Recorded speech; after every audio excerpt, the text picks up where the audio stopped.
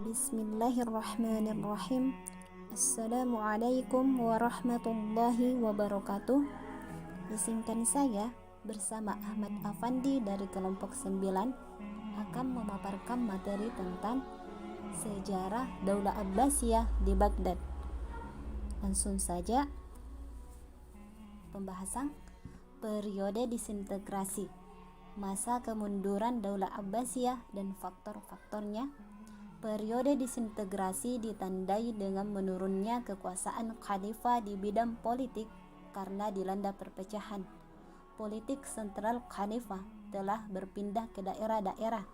Pemerintahan Daulah Abbasiyah banyak melakukan tindakan yang tidak menyenangkan rakyat, yang mengakibatkan rakyat menjauhkan diri dari pemerintahan pusat dan mendirikan pemerintahan-pemerintahan kecil di daerah. Akibatnya, kekuasaan sentral pusat menjadi hilang peranannya. Kalau tidak dikatakan lumpuh, maka khalifatnya sebagai lambang belaka. Akibat dari itu semua, Khalifah Abbasiyah yang lemah meminta bantuan kepada dinasti yang kuat di daerah untuk membantunya mengatasi tekanan sultan yang telah terlebih dahulu masuk dalam pemerintahan Daulah Abbasiyah. 1. Tekanan orang Turki. Sejarah masuknya orang-orang Turki ke dalam pemerintahan Daulah Abbasiyah diawali dari kebijaksanaan Al-Ma'mun yang menunjuk saudaranya Al-Muqtasim menjadi khalifah sepeninggal beliau. Ketika itu, orang-orang Persia tidak setuju karena mereka berkeinginan agar Al-Ma'mun mengangkat anaknya bernama Abbas menjadi khalifah. Hal itu tidak diinginkan Al-Ma'mun. Akhirnya Al-Muqtasim diangkat Al-Ma'mun menjadi khalifah menggantikannya. Setelah Al-Muqtasim naik tahta, dia memindahkan ibu kota Daulah Abbasiyah dari Baghdad ke Samarra, kira-kira 95 km ke arah hulu sungai. Dengan membangun istana dan asrama-asrama tentara yang akan menampung 250.000 tentara, dan sebagian dari kota yang dibangunnya itu diberikannya kepada kepala-kepala suku Turki. Pilihannya jatuh kepada orang-orang Turki karena dia sendiri atau ibunya berasal dari Turki.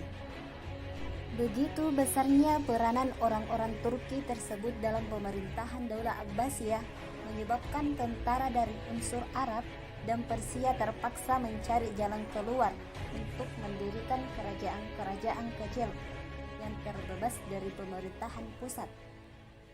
Perlu ditegaskan bahwa jabatan khalifah itu tidak diambil oleh orang-orang Turki karena memandang bahwa jabatan kekhalifahan itu adalah hak suci orang-orang Arab. 2.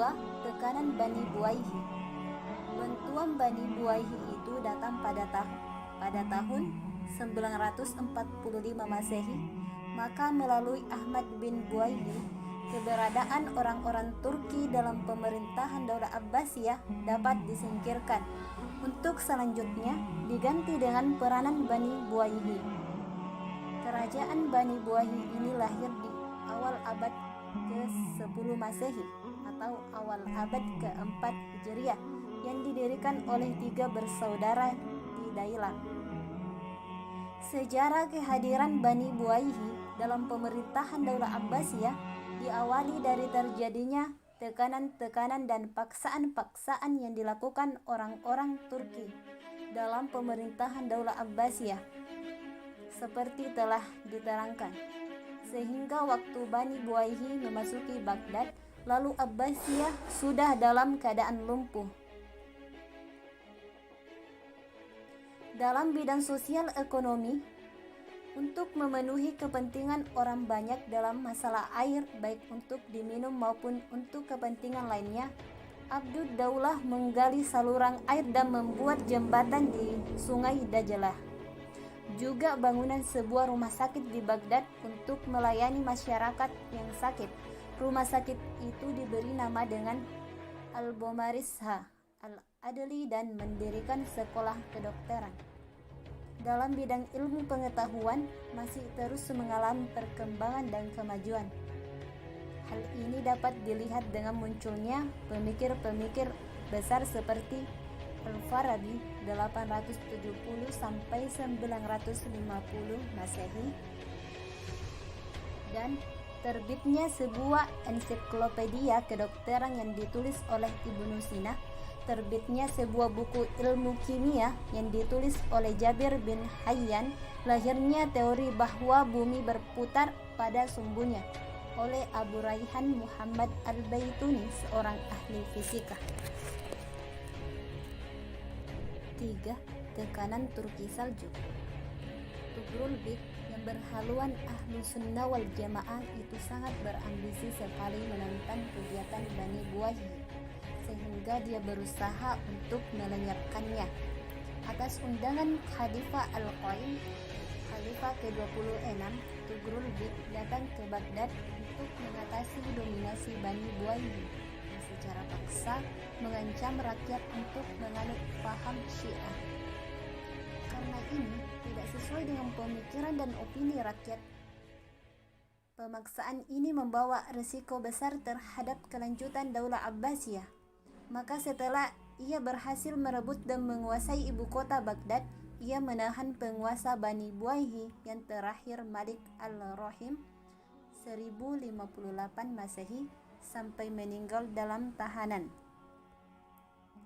Jadi, latar belakang masuknya Turki Saljuk dalam pemerintahan Daulah Abbasiyah adalah untuk membantu daulah tersebut mengatasi persoalan yang dihadapinya. Ada beberapa faktor dari kemunduran Daulah Abbasiyah. Yang pertama, ketidakmampuan para khalifah. Sama seperti Daulah Umayyah di Syria, banyak yang diangkat menduduki jabatan khalifah dari orang yang tidak mampu melaksanakan tugas dengan baik. Hal tersebut membawa kepada kemunduran daulah. Demikian juga Daulah Abbasiyah, hal itu dapat dilihat khalifah-khalifah sesudah Al-Muqtasim, ditambah lagi dengan kebejatan moral mereka, sehingga waktu lebih banyak mereka habiskan untuk berhura-hura daripada mengurus negara. 2. Rasa tidak puas rakyat terhadap pemerintah. Hal itu juga dapat dilihat dari tekanan-tekanan yang dilakukan oleh pemerintah terhadap rakyat, baik oleh orang Turki, Bani Buwayhi dan Turki Saljuk, sehingga rakyat menjadi gusar dan mereka mendirikan pemerintahan di daerah masing-masing terbebas dari pemerintahan pusat. Kalaupun ada, hanya pengakuan secara politis saja. 3. Luasnya wilayah kekuasaan dan lemahnya ekonomi. Wilayah kekuasaan Daulah Abbasiyah sangat luas baik di timur maupun barat Baghdad. Bagi khalifah yang lemah, sangat sulit mengendalikan wilayah kekuasaan yang luas kalau tidak ditopang ekonomi yang kuat. Jadi pemerintahan pusat seakan lumpuh mengendalikan wilayah-wilayah kekuasaannya karena lemahnya ekonomi, disebabkan terlalu sibuk dulu memperhatikan perkembangan ilmu pengetahuan. 4. Persaingan Sunni Syiah. Dalam Daulah Abbasiyah terjadi persaingan ketat antara Sunni dengan Syiah, seperti yang dilakukan oleh Tugrul Bek yang berhaluan Ahlu Sunnah wal Jamaah. Dia menahan penguasa Bani Buwayhi Malik al-Rahim 1058 Masehi yang berpaham Syiah sampai dia meninggal dalam tahanan.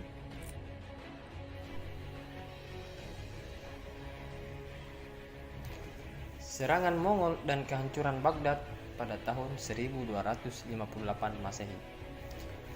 Pada dasarnya, bangsa Mongol adalah komunitas suku yang tinggal di Asia Tengah, di antara Danau Baikal dan Pegunungan Altani, yang merupakan anak gunung yang terpusat di antara Rusia dan Cina. Bangsa Mongol adalah bagian dari bangsa Tartar. Asal-usul bangsa Mongol sebelum tampilnya Genghis Khan sangat kabur, karena mereka adalah orang-orang nomad yang hidup di perkemahan-perkemahan sebagaimana kehidupan orang-orang nomad sebelumnya. Mereka suka berperang, merampok, berburu, dan beternak, serta tinggal di sekitar danau dan sungai-sungai. Latar belakang kehidupan mereka seperti ini sangat berpengaruh dalam membentuk watak dan kepribadian. Mereka patuh kepada pemimpin, peraturan dan agama yang mereka anut. Mereka menyembah bintang-bintang dan sujud kepada matahari di waktu terbit. Tidak ada yang haram bagi mereka, sehingga semua jenis daging binatang mereka makan meskipun sudah menjadi bangkai. Selanjutnya, dinyatakan oleh Ali Husni Al-Qurbutli bahwa pada dasarnya bangsa Mongol ini adalah kabilah-kabilah pengembala yang peradabannya sangat primitif dan ideologinya animisme. Oleh karena hujan tidak pernah turun selama bertahun-tahun di daerah mereka, maka tidak ditemukan tempat pengembalaan. Akibatnya, bangsa Mongol melakukan invasi ke berbagai bangsa, merampas dan merampok. Mereka mendatangi kota-kota yang ada di sekelilingnya untuk melakukan kekerasan dan kecurangan. Invasi yang dilakukannya tidak bertujuan untuk menyebarkan akidah, pemikiran, atau peradaban mereka, melainkan untuk melakukan kerusakan semata-mata. Di dalam otaknya telah tertanam pikiran-pikiran jahat, yaitu mengubah kota-kota ramai, tanah-tanah subur menjadi kota-kota padang lalang yang berperadaban primitif, sebagaimana yang pernah mereka saksikan di lingkungan tempat tinggal mereka yang pertama kali di Asia Tengah. Bangsa Mongol berasal dari seorang tokoh terkemuka yang bernama Alanja Khan. Ia mempunyai 2 orang putra yang bernama Tartar dan Mongol. Keduanya hidup rukun dan sejahtera dan dapat melahirkan keturunan yang banyak, masing-masing puak Tartar dan puak Mongol. Serangan bangsa Mongol. Dari berbagai catatan sejarah, dapat diketahui bahwa julukan yang paling tepat bagi bangsa Mongol adalah penjara yang tidak beradab dan tidak berperi kemanusiaan. Itulah Genghis Khan sebagai pemimpin bangsa Mongol pada waktu itu.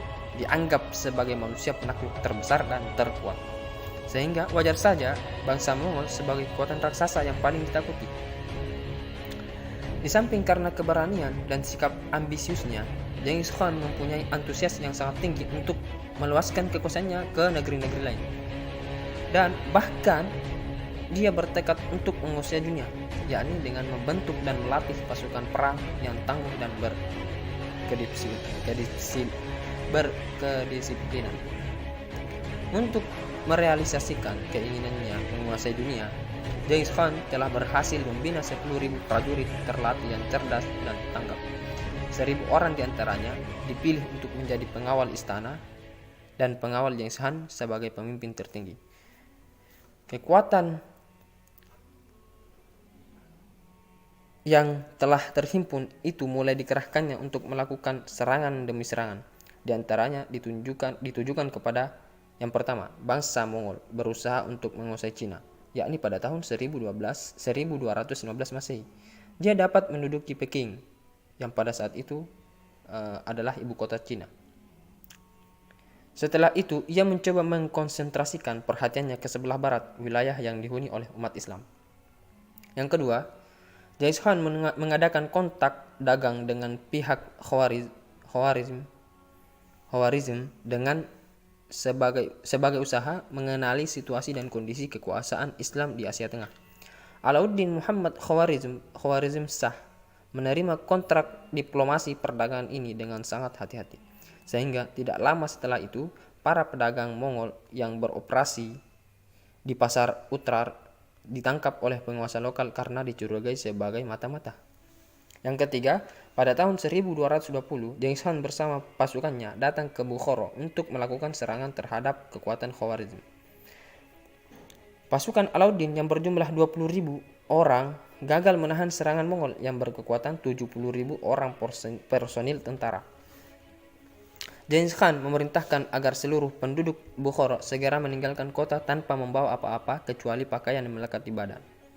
Yang keempat, dari Bukhara, Genghis Khan melanjutkan serangannya ke Samarkand pada tahun 1220 Masehi. Dengan 60.000 orang pasukan Mongol yang biadab itu menyebarkan kehancuran dan kebinasaan. Banyak penduduk Samarkand yang dibunuh dan ditawan. 302 Alauddin mencoba bertahan dengan kekuatan 50.000 orang tentara, namun nasib Samarkand sama dengan Bukhara.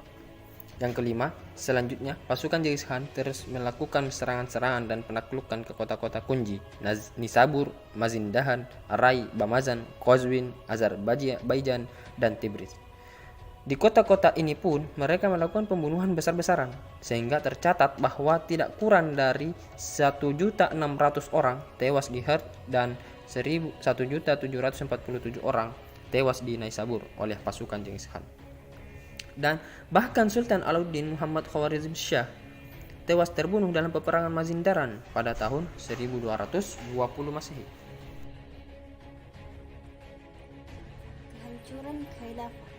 Setelah bangsa Mongol berhasil menghancurkan beberapa negeri dan wilayah Islam dari Asia Tengah sampai ke negeri Syam bagian selatan dengan politik kekerasan dan kebiadabannya, maka setelah Genghis Khan meninggal, dia digantikan oleh cucunya Hulagu Khan. Mereka berharap dapat menguasai Baghdad dan memusnahkan Daulah Abbasiyah yang pada waktu dalam posisi lemah karena adanya perpecahan antara khalifah yang berhaluan Ahlu Sunnah dengan Amir Umaranya yang berpaham Syiah. Untuk memenuhi ambisinya itu, dia mengirim surat kepada Khalifah Al-Muqtasim yang berisi tekanan agar dia menghancurkan benteng-benteng pertahanan, menimbun parit-parit jebakan, serta menyerahkan kekuasaan kepada Hulagu Khan. Dengan jatuhnya kota Baghdad ke tangan Mongol, hancurlah kekuasaan Bani Abbas bersamaan dengan hancurnya berbagai peninggalan ilmu dan peradaban Islam yang luhur yang pernah dibangun oleh para khalifah.